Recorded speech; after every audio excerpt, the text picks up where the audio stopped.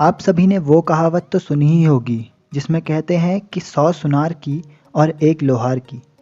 तो आज की वीडियो भी कुछ ऐसी ही होने वाली है। चाहे आपने अभी तक बहुत अच्छे से एफकेट के लिए पढ़ा हो या नहीं, फिर भी आपको डरने की ज़रूरत नहीं है, क्योंकि आज मैं आपके लिए लाया हूँ ऐसे टॉपिक्स जिन्हें अगर आपने ढंग से पढ़ लिया तो आपका एफकेट एग्ज़ाम निकलने के पूरे पूरे चांसेस हैं। नमस्कार दोस्तों, स्वागत है आप सभी का मेरे YouTube चैनल इंग्लिश है आसान पर। तो चलिए वीडियो को शुरू करते हैं।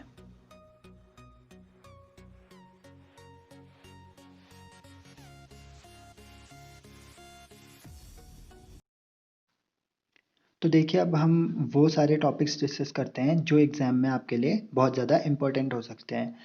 अगर आपने सिलेबस के अकॉर्डिंग नहीं भी पढ़ा है, फिर भी आप अगर इन टॉपिक्स को पढ़ के ले जाते हैं तो आप यकीन मानिए आप आराम से एफकेट का एग्ज़ाम क्रैक कर सकते हैं। तो स्टार्ट करते हैं जीएस से। जीएस एक बहुत ज़्यादा इंपॉर्टेंट टॉपिक है, क्योंकि जीएस से अराउंड 25 क्वेश्चंस पूछे जाते हैं एफकेट के एग्ज़ाम में। तो आप कैलकुलेट कर सकते हैं कि 3 मार्क्स का एक क्वेश्चन है और आप जीएस में 25 क्वेश्चंस, अगर 25 में से अगर आप 15 क्वेश्चन भी सही करके जाते हैं तो आसानी से आप बहुत अच्छे मार्क्स गेन कर सकते हैं। तो शुरू करते हैं। देखिए, जीएस में जो सबसे पहला टॉपिक है क्लासिकल डांसेस, जो स्टेट्स के होते हैं। तो क्लासिकल डांस में से एक क्वेश्चन तो हमेशा आता ही आता है हर एग्जाम में, या दो भी आ सकते हैं या उससे ज़्यादा भी आ सकते हैं। यानी क्लासिकल डांस जो इंडिया के हैं, जैसे स्टेट से रिलेटेड है, तो उनसे क्वेश्चंस आता ही आता है। जैसे भरतनाट्यम तमिलनाडु का है, जैसे कुचिपुड़ी आंध्र प्रदेश का है। तो इस तरीके से जो क्लासिकल डांसेस हैं स्टेट्स के, वो अगर आप अच्छे से पढ़ के जाएंगे तो वहाँ पर आपका एक ना एक क्वेश्चन ज़रूर फंसेगा। दूसरा टॉपिक है यहाँ पर महात्मा गांधी। देखिए, महात्मा गांधी से रिलेटेड क्वेश्चन तो अभी तक आया ही आया है कि महात्मा गांधी ने कौन सा आंदोलन कब स्टार्ट कर रखा था। महात्मा गांधी से रिलेटेड, जैसे महात्मा गांधी साउथ अफ्रीका से कब भारत आए थे। तो इस तरीके से जो महात्मा गांधी से रिलेटेड क्वेश्चन है वो भी जीएस के सेक्शन में आता है। तीसरा है टर्म्स रिलेटेड टू स्पोर्ट्स। अब टर्म रिलेटेड टू स्पोर्ट्स से मतलब ये है कि जैसे बहुत सारे टर्म्स होते हैं, जैसे हम क्रिकेट में यूज़ करते हैं एलबीडब्ल्यू, जैसे लेग बाय, गली, इस तरीके से हम और सारे स्पोर्ट्स में बहुत सारे टर्म्स यूज़ करते हैं। तो वो सारे जितने भी टर्म्स होते हैं वो अगर आप पढ़ के ले जाएंगे तो उनसे भी क्वेश्चन एग्जाम में आता ही आता है। चौथा टॉपिक है बुक्स, ऑथर एंड कैरेक्टर। अब देखिए, books and author and character से ये मतलब है कि जैसे बुक्स है, कोई किसी भी बुक का नाम दे देगा और आपको पूछ लेगा कि उसका ऑथर कौन है। या फिर आपको ऐसा दे देगा कि जैसे आपको बोल दिया कि हैरी पॉटर जो है वो कौन सी बुक का कैरेक्टर है, तो तब आपको वहाँ पर बताना पड़ेगा जो हैरी पॉटर है वो जेके रॉलिंग की बुक थी हैरी पॉटर, एंड उसके बहुत सारी सीरीज थी। तो उस टाइप से ऑप्शन आएगा आपका कि वो जो कैरेक्टर है वो कौन सी बुक से रिलेटेड है, तो आपको वहाँ पर आसानी से पता लग जाएगा। तो आप ये वाला सेक्शन भी पढ़ के ले जाना, क्योंकि इससे भी क्वेश्चन आता है। फिफ्थ टॉपिक है आपका जैनिज्म एंड बुद्धिज्म। इससे तो जैनिज्म और बुद्धिज्म के बारे में आप बेसिक जितनी भी नॉलेज होती है, जितनी भी बेसिक चीज़ें होती हैं, बेसिक टर्म्स होते हैं, वो पढ़ के ले जाएंगे तो आप आसानी से वहाँ पर क्वेश्चन को सॉल्व कर पाएंगे। उसके बाद है लार्जेस्ट प्रोड्यूसर। देखिए, लार्जेस्ट प्रोड्यूसर से भी एक क्वेश्चन आता है कि वर्ल्ड में इस चीज़ का, जैसे शुगर का लार्जेस्ट प्रोड्यूसर कौन है या आयरन का लार्जेस्ट प्रोड्यूसर कौन है। तो इस तरीके से इंडिया के भी पूछे जा सकते हैं या वर्ल्ड के भी पूछे जा सकते हैं। तो आप जो इंपॉर्टेंट है उन सबको पढ़ के ले जाइएगा। अगला है ओल्ड नेम ऑफ कंट्रीज। जैसे ओल्ड नेम ऑफ कंट्रीज की, इस कंट्री को पहले किस नाम से जाना जाता था, इस तरीके से ओल्ड नेम ऑफ कंट्रीज से भी क्वेश्चन आता है। उसके बाद है headquarter of various agencies and organisation. ये बहुत ज़्यादा इंपॉर्टेंट टॉपिक है, क्योंकि इस वाले टॉपिक से हमेशा क्वेश्चन आता ही आता है कि जैसे यूनेस्को का आपको पूछ देगा कि उसका हेडक्वार्टर कहाँ है, आपको यूनिसेफ का पूछ देगा। और इसी तरीके से आपको बहुत सारे, जैसे इंटरनेशनल टेलीकम्युनिकेशन ऑर्गेनाइजेशन है, जैसे 2017 के एग्ज़ाम में आया था इंटरनेशनल सिविल एविएशन ऑर्गेनाइजेशन का हेडक्वार्टर कहाँ है। तो इस तरीके से बहुत सारे क्वेश्चंस इससे आते रहे हैं। उसके बाद है Indus Harappa civilisation. Indus Harappa civilisation से भी एक क्वेश्चन आपका आता ही आता है, तो आप इसका बेसिक पढ़ के ले जाएं। उसके बाद है स्पोर्ट्स। स्पोर्ट्स से आपका क्वेश्चन या तो करंट अफेयर्स में भी आ सकता है, या स्पोर्ट्स से ऐसा आ सकता है कि इस स्पोर्ट में रिलेटेड जो बेसिक चीज़ें हैं, वो जैसे क्रिकेट से रिलेटेड या फुटबॉल से रिलेटेड या कोई भी स्पोर्ट्स है उससे रिलेटेड बेसिक चीज़ें आप प्रिपेयर कर सकते हैं अभी भी। उसके बाद है करंट अफेयर। करंट अफेयर तो जितने पिछले 3 या 4 महीने या 5-6 महीने के भी आप जितने कवर कर सकते हैं करंट अफेयर्स कवर कीजिए, क्योंकि करंट अफेयर्स बहुत सारे 5 या 6 क्वेश्चन और लाइक अप्रॉक्स आते ही आते हैं करंट अफेयर से। तो करंट अफेयर आपका एक बहुत ज़्यादा इंपॉर्टेंट पार्ट प्ले कर सकता है जनरल साइंस में, जीएस में नंबर गेन करने में।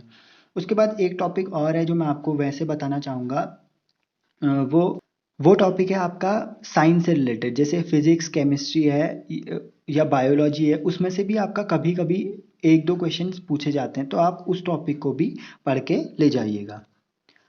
अब अगला है देखिए इंग्लिश। इंग्लिश में सिंपल सी बात है, इंग्लिश में आपके 5 या 6 टाइप होते हैं इंग्लिश के क्वेश्चंस के आने के। जैसे पहला पार्ट है आपका सिनोनियम। सिनोनियम से आपके अप्रॉक्सीमेटली 5 क्वेश्चन या 6 क्वेश्चन है, उससे ज़्यादा जितने भी हैं वो अकॉर्डिंग टू जो एग्ज़ाम पेपर सेट करते हैं उनके अकॉर्डिंग मतलब वो देते रहते हैं, या तो बढ़ भी सकते हैं या तो कम भी हो सकते हैं। तो सिनोनियम्स के अप्रॉक्सीमेटली 5 क्वेश्चन आते हैं आपके। और सिनोनियम्स या एंटोनियम्स के आपको पढ़ने का अगर आप पढ़ना चाहते हैं तो इसके लिए आप कोई भी बुक प्रेफर कर सकते हैं, जैसे पैरामाउंट है, लूसेंट है। तो जो भी अच्छे पब्लिकेशन की बुक है आप उसको प्रेफर करिए सिनोनियम्स, एंटोनियम्स, ईडियम्स एंड फ्रेजेस पढ़ने के लिए। उसके बाद स्पेलिंग टेस्ट है, कॉम्प्रिहेंशन है। इसके लिए आपको बेसिक ग्रामर की नॉलेज होनी चाहिए कि जैसे स्पेलिंग टेस्ट मतलब कि वो आपको दे देगा कि 4 स्पेलिंग दी होंगी, उसमें से आपको बताना होगा करेक्ट कौन सी है। तो वो आपका मतलब इसके लिए आपको थोड़ा बहुत ग्रामर की नॉलेज भी होनी चाहिए और बाकी स्पेलिंग्स की नॉलेज होनी चाहिए। कॉम्प्रिहेंशन का सिंपल होता है, कॉम्प्रिहेंशन में अगर आपको नंबर गेन करने हैं तो टू द पॉइंट आपको आंसर करना पड़ेगा। जैसे आपको क्वेश्चन कुछ दे रखा है तो पहले आप क्वेश्चन पढ़िए, उसके बाद पैसेज को पढ़िए, या उसके बाद जो आपको जो भी पैराग्राफ दे रखा है वो पढ़िए। क्योंकि आप अगर क्वेश्चन को पढ़ेंगे तो आपको आइडिया आ जाएगा कि हाँ, ये जो क्वेश्चन दिया है ये इस तरीके से इस पैराग्राफ में मैं ढूंढ सकता हूँ या इस पार्ट में इसका आंसर मिलेगा। तो कॉम्प्रिहेंशन एक ऐसी चीज़ है जिसमें आप आसानी से मार्क्स गेन कर सकते हैं इंग्लिश में। अब अगला है देखिए मैथ्स। मैथ्स में तो बहुत सारे टॉपिक्स हैं, बट जो मोस्ट इम्पॉर्टेंट टॉपिक हैं जैसे आप प्रॉफिट एंड लॉस और डिस्काउंट है, इससे लगभग लगभग 2 क्वेश्चंस आते हैं। तो प्रॉफिट एंड लॉस से क्वेश्चंस आते हैं, जैसे कोई क्वेश्चन दिया होगा कि इन कुछ आइटम्स का, कुछ आर्टिकल्स का एसपी कुछ आर्टिकल्स के सीपी के बराबर है, तो इस तरीके के क्वेश्चन आते हैं। और आपके क्वेश्चन आते हैं कि अगर किसी चीज़ पे कमोडिटी पे आपको प्रॉफिट हो रहा है तो हमें क्या करना पड़ेगा उसको, मतलब उसका कंजम्पशन रिड्यूस करने के लिए, इस तरीके के क्वेश्चन आते हैं। और और भी इसमें बहुत तरीके के क्वेश्चन आता है। डिस्काउंट के क्वेश्चन जो होते हैं इसमें कम पूछे जाते हैं। उसके बाद एवरेज है। एवरेज में आपको ये इस टाइप के क्वेश्चन आएंगे कि जैसे किसी क्लास में किसी पहले कुछ एवरेज एज कुछ और थी, उसके बाद कोई और ऐड हुआ उसमें कोई स्टूडेंट, उसके बाद उस क्लास का एवरेज एज कुछ और बदल गया तो उसका एवरेज एज, टोटल एज उसके बाद या एवरेज एज निकालिए। इस टाइप के क्वेश्चन एवरेज में आते हैं। सिंप्लीफिकेशन का सिंपल है, क्योंकि सिंप्लीफिकेशन आप अगर किसी भी बुक से पढ़ लीजिए उसमें आपको आसानी से समझ आ जाएगा कि सिंप्लीफिकेशन किस तरीके से करना है। स्पीड एंड डिस्टेंस में आपके क्वेश्चंस आते हैं, up stream, down stream, train से रिलेटेड, इस तरीके के क्वेश्चन स्पीड एंड डिस्टेंस में पूछे जाते हैं। उसके बाद है अलजेब्रा। अलजेब्रा में भी 2 क्वेश्चन आते हैं तो आप अलजेब्रा भी कर सकते हैं। Time and work. Time and work में आपके क्वेश्चन रिलेटेड आते हैं कि अगर जैसे 2 आदमी किसी काम को इतने दिन में कर सकते हैं तो दो आदमी या सिंगल आदमी उस काम को कितने टाइम में कर सकता है। या आपको दे दिया होगा कि जैसे ए बी सी एक काम को साथ में इस तरीके से कर सकते हैं तो बी उस काम को कितने टाइम में करेगा। तो इस तरीके के क्वेश्चन जो होते हैं वो टाइम एंड वर्क में पूछे जाते हैं। उसके बाद है मिक्सचर एंड एलिगेशन से 2 क्वेश्चन आते हैं।